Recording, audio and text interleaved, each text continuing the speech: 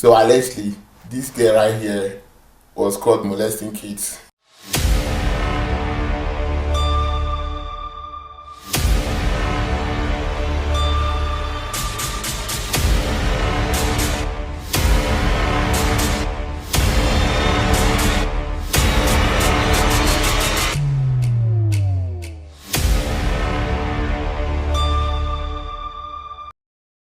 Alyssa Zinger, a 23-year-old grocery store worker dancing on TikTok. She was already in legal trouble, accused of having sex with a junior high school student. Now she's facing more charges, and her parents could also be in trouble. We have the scoop. Thanks for joining me for Crime Fix. I'm Anjanette Levy. Alyssa Zinger is a 23-year-old grocery store worker who was accused of posing as a homeschooled 14-year-old girl so she could have sex with a boy who was between 12 and 15 years old. We first told you about Zinger last. Please, I just want to. So, Mother, you don't see your mates them again. You can't find your age mate again to like play with or do anything like that to indulge that kind of. Why? Like, why kids? You be adult. Oh, you dress up like. We should go dress up as kids now. Come go look for small boys and to play with. December, when she was charged with 2 felony counts of lewd or lascivious battery and 5 felony counts of lewd or lascivious molestation. Now Zinger is in the Hillsborough County Jail in Tampa facing even more charges.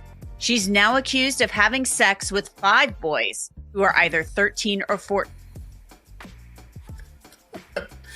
You know, some kind of news though, if you hear like you feel like say if this thing happening really or not. But if not boy, you understand? If not boy, I molest this girl, so a lot of people would have talked about it, like they don't rap about it for inside social media everywhere to say like, hey, I feel so much pain, I feel this and this, like. This one is coming from a lady now. A lady now is the one molesting kids. Like, apparently she would dress up like a young girl, like a girl of 14 or 15, then go to school to play with other kids and cajole them to have sex with her. Like, madam, I don't understand it. You don't have a boyfriend or something. Now, this isn't a complete shock because Tampa's police chief had said last year he believed there were more victims out there, and he had called Zinger a predator. The investigation began last October after a girl reported that Zinger had sent a video of her having sex with a boy to her classmates through Snapchat. Police say the boy told them Zinger appeared more mature than the age of 14 that she claimed to be. And so, like, after having sex with the kids, then she will send videos to her friends online on Snapchat. Man, to be honest, let's just call her a pedophile. Right? She's a pedophile, and also like she's into sex trafficking. Because like I don't see the reason why you have sex with someone finish and after videoing it, just start sending it to your friends and start sending it to people. Then you're a pedophile. Now Zinger's parents could also be in legal jeopardy after a detective hinted in court that they may have tried to hinder the investigation. More on that in just a minute. Joining me to discuss this case is somebody who knows a lot about defending people. He's Brian Claypool. He's a trial attorney. Brian, the facts in this case and the allegations are pretty stunning. Alyssa Zinger is actually accused of posing as a 14-year-old girl so she could molest teenage boys. Yeah, that's just staggering. I mean, the thing that strikes me the most, too, putting aside, her obvious nefarious behavior, is how was she able to post a profile and pretend to be a 14-year-old? My point being, shouldn't we as a society be looking at these social media platforms like Snapchat? A lot of this was happening on Snapchat, Instagram, and all these other. To be honest, it's very easy. It's very easy to know. Like, you don't allow your kids to be on Snapchat. Like, normally, he has a point. You don't allow a kid that is under 14 years to register on Snapchat. Like an app that I know that it's very difficult to regulate the people that comes in and goes out of that app every time. It's very, very difficult to regulate it because And how many fake accounts that they pop into in Snapchat like daily, then go spam your account and they go people. But this one, what I just found this to be very fascinating is that it's a girl. That a girl is the person that is the sense offender that is dressing up to be dress up to be a kid and go play with other kids in high school, then cajole them to have sex with her. And she even did 5 boys, and I know it might be more, maybe more than that, like more than that too. And to be honest, the kids that is still going out with her, like, I don't think she's 5 years old. Maybe she's 15 years old or 14 years old. Media portals. I mean, there has to be some kind of new law legislated where, for example, the age of anybody that jumps on something like Snapchat has to be verified. That to me was one of the most staggering facts in this case. Mm-hmm. We do have some really young kids on Snapchat. I mean, that is a good point. And TikTok. That's how she's accused of reaching out to these kids. And then she's also accused of sending a video of other kids, having sex to other kids. So she's accused of transmitting child pornography, essentially, that she captured. So there are several things going on here. We do have kids as young as 12 accessing these apps. That's a great point. I mean, I have a teenage daughter. I'm a single parent of a teenage daughter. And I have to tell you, the hair in my skin was rising when I found out she was on Snapchat a couple of years ago for the exact reason we're talking about. I pulled her aside and I said, you need to be careful because there could be people chatting with you in Snapchat who are not who they are pretending to be. They might be an older man who's trying to, get after you or to seduce you.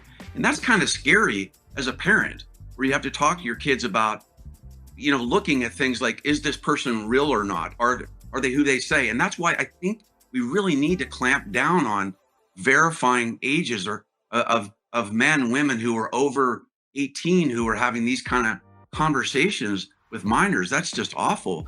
And then look, another point I want to make is I do a lot of sexual abuse cases. I represent a lot of victims of sexual abuse, including minors and adult victims of child sexual abuse. And I had a case a couple years ago. I represented 4 boys in the central part of California who were seduced and had sexual relations with a teacher at a school. And if you can believe this, one of the school's big arguments in the case was, hey, these are guys. These are young boys. So it's not as bad as a man doing it with a young girl. And I found that argument to be kind of explanation or excuse is that, see, to be honest with you, anything that you did that the person, if you want to have a sex with somebody and the person doesn't give its consent, is rape. If you don't know that, in any way at all, if the person doesn't give you consent to continue what you're doing, bro, stop it. You understand? So don't come out and tell me, hey, the person is of age or something like that. Even if it's of age or is old and the rest, but the person doesn't consent, is rape. And mind you, this page does not support any kind of violence.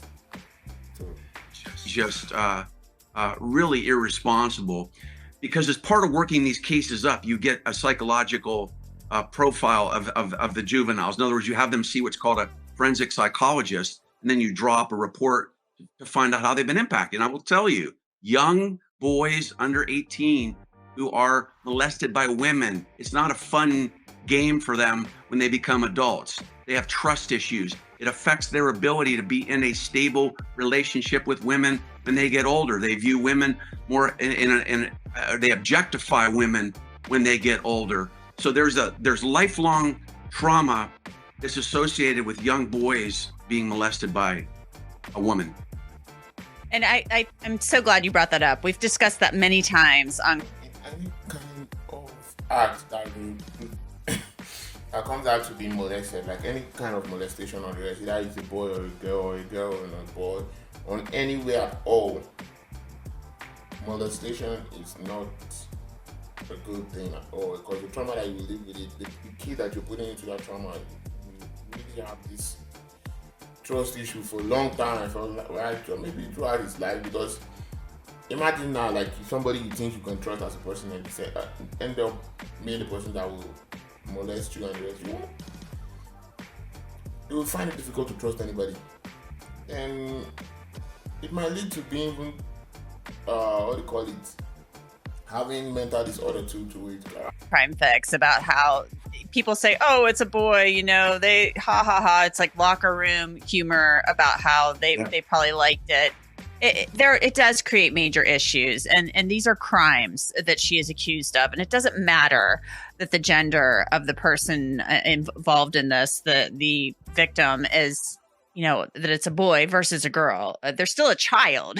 That's the point here. So Alyssa Zinger, her defense attorney in court, said this is somebody with some developmental issues. You know, she's had anxiety issues over the years, so it wasn't like this is a 22-year-old woman communicating with a teenage boy, or, you know, a 12-year-old boy, or a 13-year-old boy, a 14-year-old boy, because she's got these developmental issues. The state, on the other hand, says, I don't think so. There are no signs of that in her educational records. What do you have to say about that? Is that a defense attorney basically just trying to represent their... I'm representing Alyssa Zinger. I would make that argument, and here's why. And by the way, I'm not defending what she allegedly did, but if I'm representing her and I've got to give a zealous defense, I have seen, for example, her TikTok video. I'm not sure if you saw that. There's one of her dancing in a bathroom. It was filmed in a bathroom, and it looked, you know, my visceral reaction was, this looks like a 13-year-old, not a 22-year-old. That's one example. So I did think, is there something mentally not right with her? And then there was another example where she and one of the boys did. I don't understand. He said that the girl is dancing like 13 years old. 13 years old, we do that thing.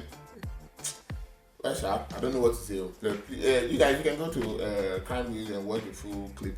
Just tell me what you think about it. And also, ensure you like, share, comment. You understand? Subscribe to our channel, and this helps this channel to grow faster. You understand? I'll be posting videos and I'll be posting content every day. Every day. So ensure you subscribe to this channel.